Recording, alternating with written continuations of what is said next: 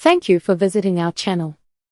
Please like, share and subscribe for more exciting food videos. In part 2, see how to cook the risotto step by step and finish it perfectly. Tips for perfect Mantecatura. Use cold butter, it emulsifies better into the rice. Stir vigorously to create a glossy, creamy texture. Let it rest for a minute before serving, this lets the flavors settle. The final consistency should be loose and slightly fluid, a launder, not stiff. If it's too thick, adjust with a splash of warm broth. Serve immediately, risotto waits for no one. For beginners. Taste as you go. Adjust salt if needed, but remember Parmigiano adds saltiness too. And don't panic if it's not perfect the first time, even Italians debate the ideal risotto texture. Common mistakes and how to avoid them. Even the simplest dishes have pitfalls, and risotto alla Milanese is no exception. A few missteps can turn golden, creamy perfection into a lackluster mess. Here's how to spot and fix the most common errors before they happen.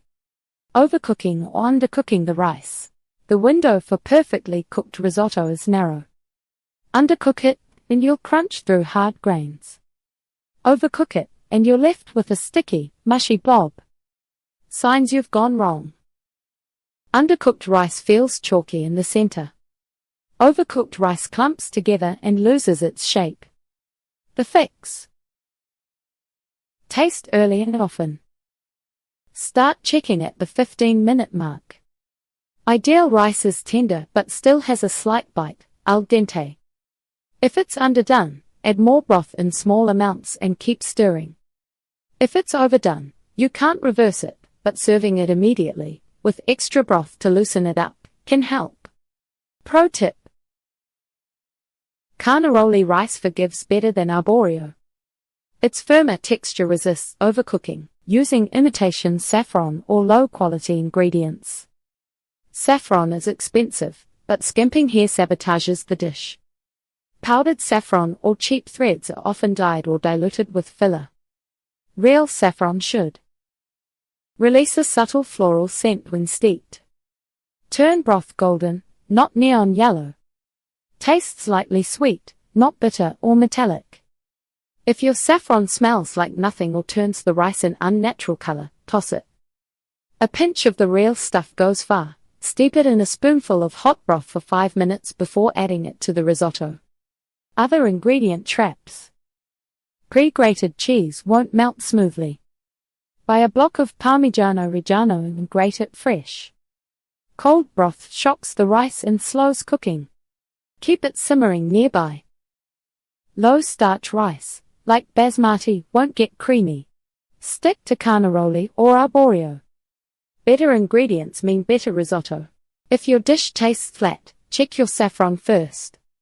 Serving and pairing suggestions. Risotto alla Milanese may be a simple dish, but how you serve it can elevate the experience. Whether you stick to tradition or add a modern twist, the right combinations make each bite unforgettable. Traditional serving style. In Milan, risotto alla Milanese often takes center stage at Sunday lunches or festive gatherings. It's usually served as a primo piatto, first course, followed by a protein like ossobuco or roasted meats. For an authentic setup, serve it piping hot in shallow bowls to keep the creamy texture intact. Top with extra grated Parmigiano Reggiano right at the table. Pair it with ossobuco alla Milanese, braised veal shanks, for a classic Milanese duo. The tender meat in gremolata cut through the risotto's richness. If you're skipping a second course, make the risotto heartier by stirring in extra butter, or a drizzle of saffron-infused olive oil just before serving. Best wine pairings for risotto alla Milanese. The dish is buttery, saffron-kissed flavor calls for wines that balance richness without overpowering it. Here's what works. Dry white wines. A crisp, acidic white like Lugana or Gavi cuts through the creaminess. Pinot Grigio also works if you want something lighter. Light-bodied reds. If you prefer red, go for a young Barbier or Valpolicella. Their bright acidity and subtle fruit notes complement the saffron. Sparkling options. Prosecco or Franciacorta adds a refreshing contrast to the dish's depth. Avoid heavy tannic reds, like Barolo, they clash with the risotto's delicate flavors. For a non-alcoholic pairing, try a chilled saffron-infused lemonade or sparkling water with a citrus twist. Risotto alla Milanese is more than a dish, it's a moment of pure Italian comfort.